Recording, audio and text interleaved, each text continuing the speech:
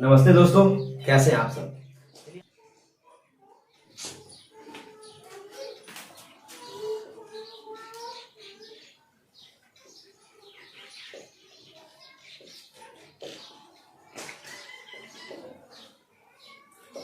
प्रकाश का अपवर्तन।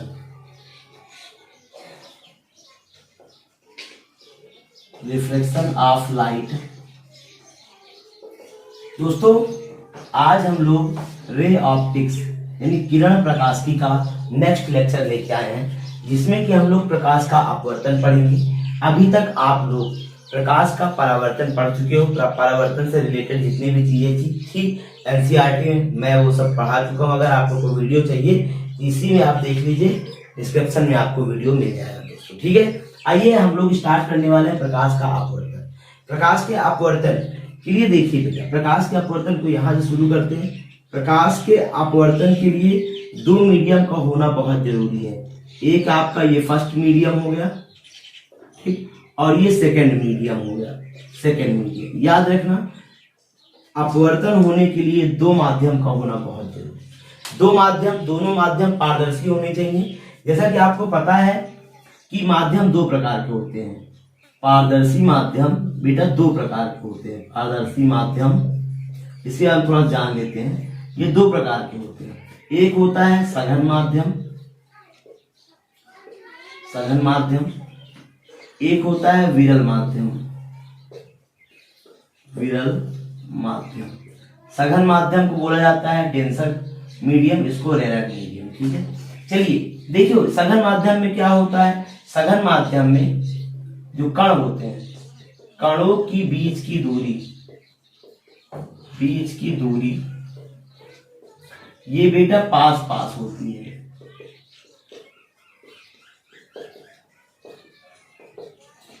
और विरल माध्यम में जो कण होते हैं, कणों के बीच की दूरी, बीच की दूरी ये बेटा दूर दूर होती है। ठीक है, दूर दूर होती है।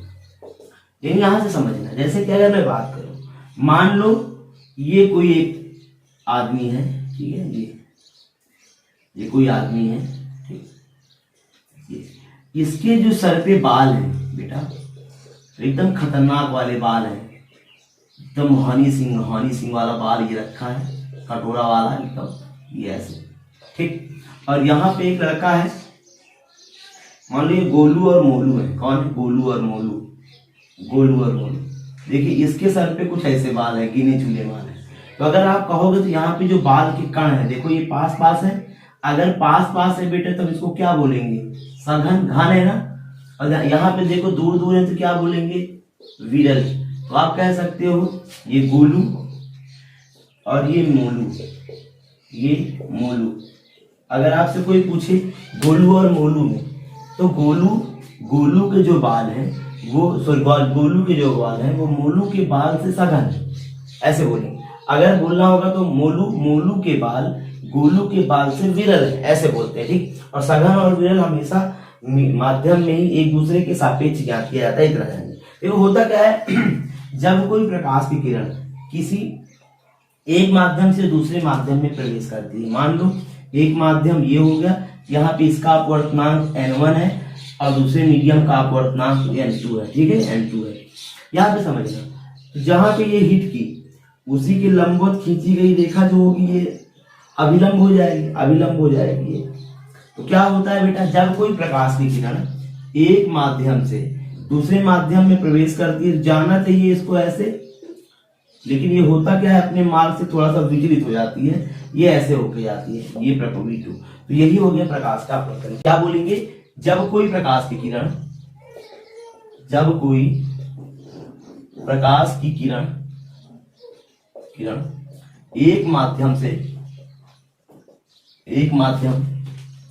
एक माध्यम फर्स्ट मीडियम से दूसरे माध्यम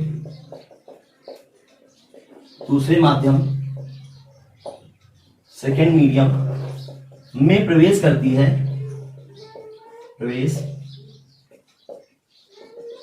है, तो अपने वास्तविक मार्ग वास्तविक मार्ग से थोड़ा सा विचलित हो जाती है, थोड़ा सा विचलित हो जाती है। विचलित मतलब डिस्ट्रैक्ट हो जाती है, ठीक है, विचलित हो जाती है। प्रकाश के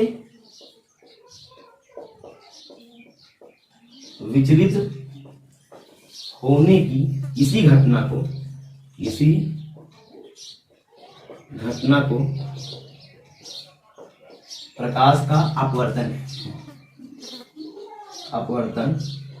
कहते हैं, ठीक। उसके बाद देखिए ये क्या है बेटा, ये आपतित किरण है, ये आपकी आपतित किरण है, ठीक। ये अभिलंब है, ये आपतन कोण आई है, ये अपवर्तन कोण आर है, और ये बेटा विचलन कोण डेल्टा है, ठीक है।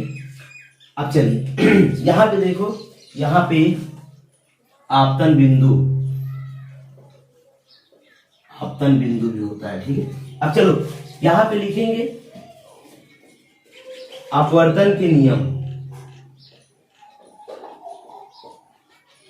अपवर्तन के नियम। पहला नियम क्या होता है बेटा अपवर्तन का, समझो। आपतित किरण, अपवर्तित किरण और अभिलंब तीनों कहां पे हैं, आपतन बिंदु पे। तो लिख लीजिए आपतित किरण, अपवर्तित किरण, अपवर्तित किरण, अपवर्तित किरण और अभिलंब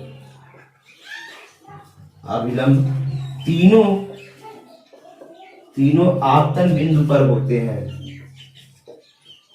आपतन बिंदु पर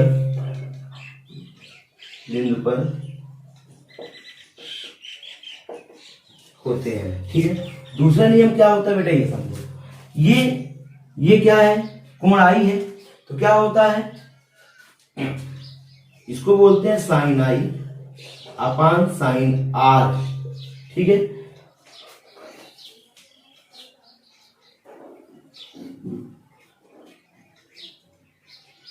देखो होता क्या है, अभिलंब से आपतन, आपतित किरण और अभिलंब के बीच बना कोण ज्या साइन आई, और अपवर्तित किरण और अभिलंब के बीच बना कोण ज्या साइन आर, एक दूसरे के, इनका दोनों का जो अनुपात होता है वो सदैव नियतांक होता है। क्या होता है बेटा, नियतांक होता है। नियतांक यानी कि 1n2 बोल सकते हैं इसको, ठीक है। और यही होता है स्नेल का नियम, इसे बोला जाता है स्नेल का नियम, इसे कहते हैं स्नेल का नियम। आप केवल यही है कि स्नेल का नियम पढ़ोगे, बाकी इसके अलावा कहीं भी स्नेल सर नहीं आए, पता नहीं कहाँ चले गए इसको बनाने के बाद, शायद निपट पड़ गए होंगे बेचारे। देखिए आइए अब हेडिंग डाल दीजिए, अपवर्तन की शर्त, अपवर्तन होने की शर्त, यानी अपवर्तन होने की शर्त। समझना कि दो माध्यम, पहले तो मैंने बताया कि अपवर्तन होने के लिए सबसे जरूरी क्या, दो माध्यम का होना। दोनों माध्यम होने के लिए ये समझना कि दोनों माध्यम, यदि दोनों माध्यम का अपवर्तनांक अलग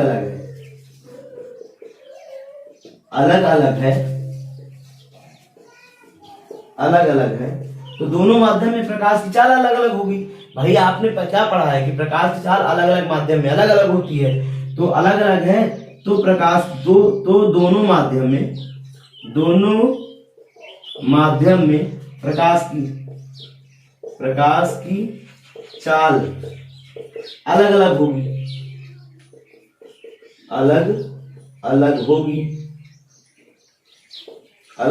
समझ में आया कि भैया आप अपवर्तन होने की शर्त, पहला तो ये हो गया यदि दोनों माध्यम का अपवर्तनांक अलग अलग है, दोनों माध्यम प्रकाश की चाल अलग अलग होगी। अगर प्रकाश की चाल अलग होगी तो बेटा देखो यहाँ पे आई और यहाँ पे हिट की, जाना चाहिए इसको ऐसे, लेकिन क्या हुई, ये थोड़ा सा डिस्ट्रैक्ट हो गई।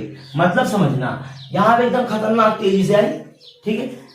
सपोज दैट ये एक माध्यम है, ये एयर का मीडियम है, एयर यानी हवा का माध्यम है, ठीक है। और ये मान के चलो पानी का मीडियम है, ये जो है ये पानी वाटर का मीडियम है। तो आप समझो ये विरल है, ये सघन है। तो यहाँ पे अगर मान लो रोड पे आप साइकिल चला रहे हो, ठीक है, कोई नहीं है, हम खतरनाक चलाते हो, दौड़ा गए एकदम, जैसे ही भीड़ भाड़ बाजार उजार है, बाजार में क्या होता है, आप ऐसे करके चलाते हो, ऐसे करके इधर उधर लड़ता जाए, भैया भैया भैया भैया बचा बचा के, ठीक है। तो यहाँ पे आप अपवर्तन होने की शर्त बेटा यही है, ठीक है, नोट कर लीजिए इसको। हो गया होगा इतना। इसके बाद हम लोग पढ़ेंगे अपवर्तनांक। ये अपवर्तनांक क्या है, रिफ्रैक्टिव इंडेक्स समझेंगे। रिफ्रैक्टिव इंडेक्स क्या है,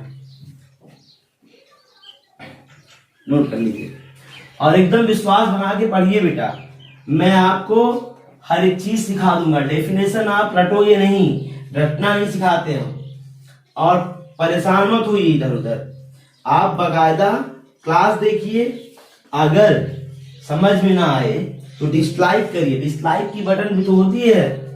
अगर लाइक नहीं किया जा सकता है, डिसलाइक करो। पूरा लेक्चर देखिए, नहीं समझ में आता है, गलत पढ़ाया जाता है, डिसलाइक कीजिए आप, कोई वो नहीं है। आप सब्सक्राइब लाइक तभी करिए जब क्लास आपके समझ में आती है, ऐसे नहीं, ठीक है। आइए पढ़ेंगे अपवर्तनांक। अपवर्तनांक, रिफ्रैक्टिव इंडेक्स, इसको बोला जाता है रिफ्रैक्टिव इंडेक्स। ये रिफ्रैक्टिव इंडेक्स क्या होता है ये समझो बेटा। रिफ्रैक्टिव इंडेक्स क्या है समझना। रिफ्रैक्टिव इंडेक्स किन्हीं दो मीडियम में, ये किसी दो मीडियम में, या बोल सकते हो कि सघन और विरल माध्यम में, ये प्रकाश की चाल का अनुपात बताती है। आप बोल सकते हो कि अपवर्तनांक एक ऐसी भौतिक राशि, पहले लिख लो, अपवर्तनांक एक ऐसी भौतिक राशि है, ऐसी भौतिक राशि है जो दो माध्यम में,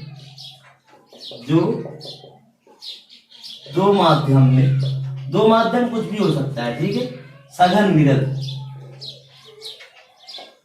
सघन और विरल, दो माध्यम में प्रकाश की चाल का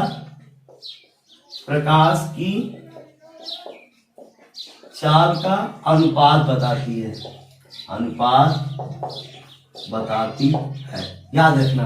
अपवर्तनांक एक ऐसी भौतिक राशि है, फिजिकल क्वांटिटी है, इसका काम होता है दो मीडियम में प्रकाश की चाल का अनुपात बताना, ठीक है दोस्तों। आगे आइए समझते हैं कैसे। जैसे इसमें कुछ पॉइंट है उसको भी लिख लेना। पहला नंबर में इसे n से लिखते हैं, इसे n से लिखते हैं। दूसरा समझिएगा कि n जो होता है, n के जिसका निकालना हो उसको यहां रखो, और जिसके रिस्पेक्ट में निकालना हो उसको यहां, जिसके सापेक्ष निकालना हो उसको यहां रखो, ठीक है। ये याद रखना इतना चीज। इसे n से लिखते हैं, जिसका निकालना हो उसको यहां रखेंगे, जिसके सापेक्ष निकालना हो उसको यहां रखेंगे। एग्जाम्पल समझ लेना थोड़ा सा। जैसे समझना कि भैया हवा के सापेक्ष कांच का अपवर्तनांक, ठीक है, ये समझो। ये n ये लिखिए अपवर्तनांक, किसका निकालना है, कांच का, तो ये कहां, ग्लास यहां लिखोगे, अब किसके रिस्पेक्ट में, हवा के रिस्पेक्ट में, तो Ag हो जाएगा। दूसरा समझो कि पानी का अपवर्तनांक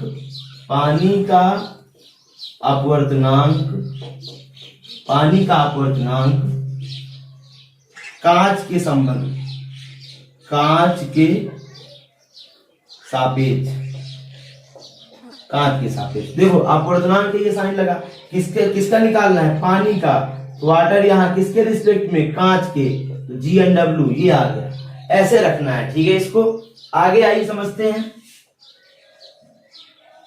आगे चलिए, तो ये चीज समझ में आया। याद रखना एक चीज और यहाँ पे कि बेटा इसे हमेशा दो माध्यम के सापेक्ष ज्ञात किया जाता है। अपवर्तनांक जो होता है दो माध्यम के सापेक्ष ज्ञात किया जाता है, दो माध्यम के सापेक्ष ज्ञात किया जाता है। नोट कर लीजिए। उसके बाद देखिए आई हेडिंग डाल दीजिए अपवर्तनांकों का संबंध। अपवर्तनांकों का संबंध, अपवर्तनांकों का संबंध। अपवर्तनांकों के संबंध में क्या करेंगे ये समझो। मान लो बेटा ये क्या है, कोई एक फर्स्ट मीडियम है, फर्स्ट मीडियम, और ये सेकंड मीडियम, ठीक है। ये कोई प्रकाश की किरण आई, ये हिट की यहाँ पे, ठीक है। यहाँ पे प्रकाश की चाल v1 है, इसका अपवर्तनांक n1 है, इसका अपवर्तनांक n2 है।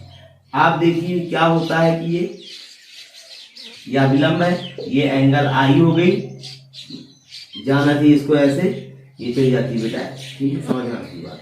यहाँ पे प्रकाश चाल गई। अगर स्नेल के नियम से देखें, स्नेल के नियम से, स्नेल के नियम से देखोगे तो ये r हो गया sine i upon sine r होता है बराबर 1, बराबर क्या होता है 1 and 2, ठीक है। इसको इक्वेशन नंबर फर्स्ट मानिए। जैसे क्या करें हम, यहां पे कंडीशन समझो, माध्यम को पलट दें,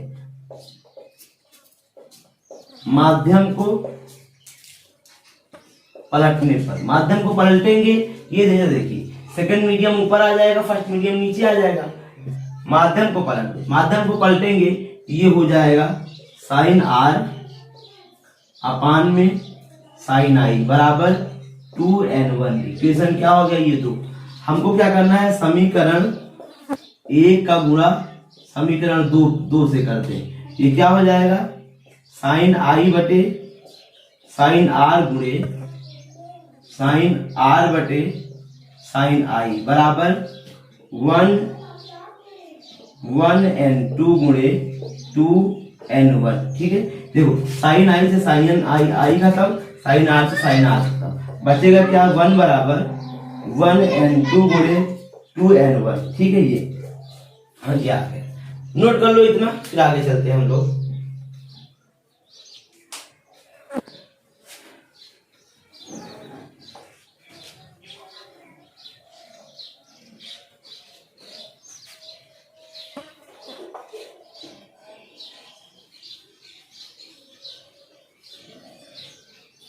चलिए बेटा आओ नोट पे देखते हैं, कुछ नोट पॉइंट समझेंगे आप। देखियो दो माध्यम था, दो माध्यम, अगर दो माध्यम के लिए देखें, दो माध्यम के लिए तो यह ही है, देखो 1 and 2 गुणे 2n1 बराबर कितना हो गया, ठीक। अगर यहीं पे देखें हम तीन माध्यम के लिए, तीन माध्यम 1 2 3 के लिए, अगर मान लो तीन माध्यम है, ठीक है, तो इसके लिए क्या होगा इधर देखो, इसका इससे, इसका इससे और इसका इससे हो जाएगा, यानी कि 1 and 2 गुणे 2 and 3 गुणे 3 and 1 बराबर क्या हो जाएगा, ये ऐसे बन जाएगा। कंसेप्ट को समझो बस। चार माध्यम के लिए क्या होगा, चार माध्यम के लिए, चार माध्यम 1 2 3 4 माध्यम के लिए क्या होगा, यहाँ पे देखो इसका इससे, इसका इससे, इसका इससे और इसका इससे हो जाए, क्या लिखेंगे 1 and 2 गुणे 2 and 3 गुणे 3 and 4 गुणे 4 and 1 बराबर 1, ये आ गया, ठीक है। आगे आओ नोट पॉइंट पे समझो, यहाँ पे नोट पे समझो कि अगर 1 and 2 गुणे 2 and 1 बराबर 1 हो, हमको चाहिए 1 and 2, क्या हो जाएगा 1 अपान 2 and 1 हो जाएगा, ये समझो।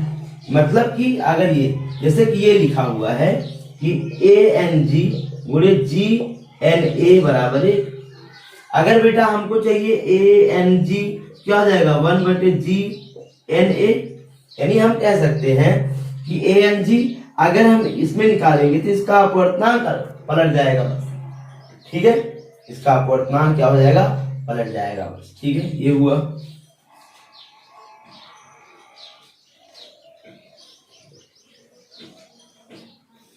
नोट में एक चीज और समझेंगे यहाँ पे। इधर देखिए, मान के चलो बेटा ये लिखा है GNW, इसको आप लिख सकते हो NW/NG, ठीक है, NW/NG भी लिख सकते हो, इसको ऐसे लिख सकते हो। जैसे कि हमेशा एक चीज और याद रखना, इसमें हम रिस्पेक्ट भी लगा देते हैं, मतलब किसी के रिस्पेक्ट जो यहाँ पे लगाएंगे वो यहाँ पे लगाएंगे, NW/NG, ठीक है। आइए इस पे एक न्यूमेरिकल देखते हैं, एक न्यूमेरिकल करते हैं यहाँ से छोटा सा, कि एग्जाम्पल में समझेंगे इसको हम। देखो क्या होता है, यदि हवा के सापेक्ष पानी का अपवर्तनांक दिया है बेटा 3/2, समझना, यह हवा के सापेक्ष पानी का अपवर्तनांक 3/2 दिया है, और कांच का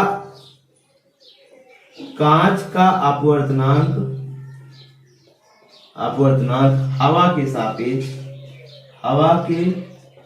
सापेक्ष ये दिया है, मान के चलो 4/3, ठीक है। तो आपसे पूछ रहा है कांच का अपवर्तनांक हवा के सापेक्ष बताओ, हवा नहीं, पानी के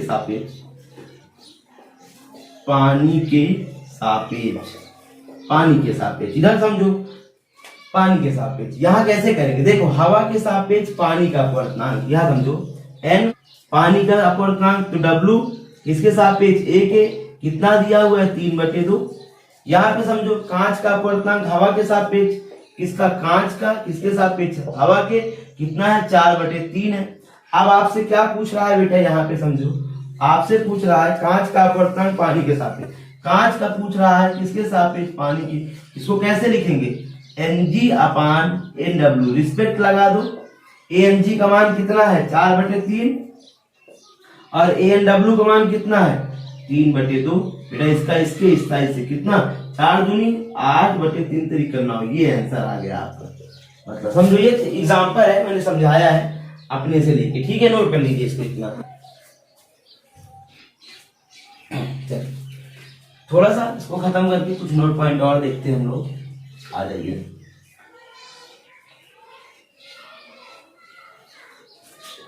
इसे यहां पे समझना दोस्तों, एक नोट पॉइंट और समझो। मान लो ये कोई एक, ये फर्स्ट मीडियम मान लेते हैं, ये विरल माध्यम है, ठीक है, ये सघन माध्यम है, ये सेकंड मीडियम है, ये सेकंड मीडियम सघन। कोई प्रकाश की किरण आई बेटा, ये अभिलंब हो जाएगा, ये अभिलंब हो जाएगा, ठीक है। यहां पे प्रकाश की चाल v1 है, जानना चाहिए इसको ऐसे, लेकिन होता क्या है, ये अभिलंब की ओर झुक जाती है, ऐसे होके जाती है।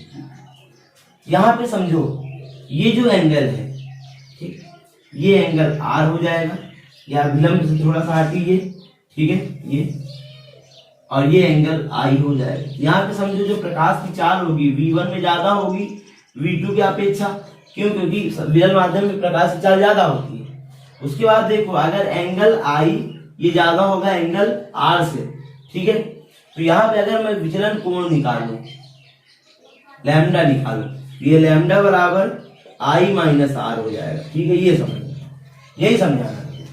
सेकेंड कंडीशन में समझो, मान के चलो ये कोई एक फर्स्ट मीडियम है, फर्स्ट मीडियम, ये सेकेंड मीडियम है, ठीक है। यहाँ पे ये मान के चलो सघन माध्यम है और ये विरल माध्यम है, ठीक, ये समझो। ये कोई प्रकाश की किरण आई बेटा यहाँ पे हिट की, ठीक है, ये अभिलंब हो गया, ये अभिलंब हो गया, ये अभिलंब, ये प्रकाश, ये v1 है प्रकाश की चाल, जाना चाहिए इसको ऐसे, ठीक। ये क्या होगा, अभिलंब से दूर हट जाएगी, यहाँ पे ये v2 है। यहाँ पे देखो ये एंगल I, अच्छा यहाँ से यहाँ भी तो एंगल R हो गया। ये समझो मेरी बात, प्रकाश की चाल v1 V2 में ज्यादा होगी, तो ऐसे हो जाएगा। यहाँ पे देखो एंगल क्या, एंगल R ज्यादा है एंगल I से, ठीक है। तो अगर विचलन कोण निकालेंगे तो ये क्या हो जाएगा विचलन कोण, ठीक। ये दोनों के बराबर R प्लस I हो जाएगा। क्या हो जाएगा बेटा, R प्लस I। जो विचलन कोण होगा ये R और I को मिला के होगा, ठीक है। ये नोट कर लीजिए। इसके बाद देखिए अपवर्तन ना होने की शर्त, हेडिंग डाल दो अपवर्तन ना होने की शर्त, अपवर्तन ना होने की शर्त, हेडिंग डाल दीजिए अपवर्तन ना होने की शर्त। हम लोग अपवर्तन होने की शर्त पढ़ चुके हैं, अब पढ़ेंगे अपवर्तन ना होने की शर्त। अपवर्तन किन किन कंडीशन में नहीं होता है ये समझेंगे। पहली कंडीशन ये समझो बेटा कि अगर मान के चलो ये हो गया दो मीडियम, ठीक है, ये हो गया फर्स्ट मीडियम, ये हो गया सेकेंड मीडियम, ये फर्स्ट मीडियम सेकेंड, ठीक है। अगर प्रकाश की चाल अभिलंब पे आए, ऐसे अभिलंब पे आए, समझना मेरी बात, अभिलंब पे ऐसे आए, ठीक है, तो एंगल आई कितना होगा, 0 होगा। अगर एंगल आई 0 होगा बेटा, समझना मेरी बात को, एंगल आई 0 होगा तो यहां पे समझो स्नेल के नियम को बुलाएं हम, स्नेल का नियम। अगर स्नेल के नियम को आप बुलाओगे तो बेटा sine i upon sine r बराबर 1n2 होता है। यहां पे देखो अगर साइन आई 0 है, साइन आई 0 तो साइन आर बराबर 1n2, साइन 0 का मान कितना होता है 0, तो ये क्या हो जाएगा 0 आएगा। यानी कि आप कह सकते हो जब किसी दो माध्यम में प्रकाश की चाल लंबवत आए, लंबवत मतलब कि प्रकाश एकदम अभिलंब पर हिट करे तो अपवर्तन नहीं होता है, ठीक है। ये पहली कंडीशन समझो, ये पहली कंडीशन। दूसरी कंडीशन क्या होगा बेटा, यहाँ पे समझो, ये अगर मान लो इसका अपवर्तनांक n1 है, इसका अपवर्तनांक n2 है, अगर दोनों का अपवर्तनांक n2 बराबर n1 बराबर n2 दोनों इक्वल हो, यानी कि दोनों बराबर हो, दोनों माध्यम का अपवर्तनांक बराबर हो, तो प्रकाश की चाल क्या होगा भैया, ये कह रही है मैं आऊंगी तो विचलित हो जाऊंगी, इनका कहना है। तो हमने कहा देखो ये क्या कह रही है, तो अपवर्तनांकों ने कहा गुरुजी आने दीजिए इनको, हम इनको बताएंगे कि क्या होना है। इनकी कैसी मजाल, ये अपने आप हो जाएंगे क्या, हमने कहा संभाल लेना बेटा, यार संभाल लेंगे गुरुजी, एकदम परेशान मत होइए। हमने कहा हाँ। इन्होंने कहा हम अपवर्तनांक को बराबर कर दिए, अब आप आओ और निकल जाओ, आप आओ और निकल जाओ। यानी कि यहाँ पे देखो एंगल आई और एंगल आर दोनों क्या है, इक्वल है, तो स्नेल के नियम को बुलाएंगे साइन आई बराबर साइन आर 1n2। बेटा दोनों बराबर है तो दोनों क्या हो जाएंगे, कट जाएंगे और अपवर्तन नहीं होगा, यानी अपवर्तन ना होने की शर्त, ये भी नोट कर लीजिएगा। ये आपकी क्लास रही आज की। हम चलिए दोस्तों आज के लिए इतना ही, मिलते हैं आप लोग से नेक्स्ट लेक्चर में।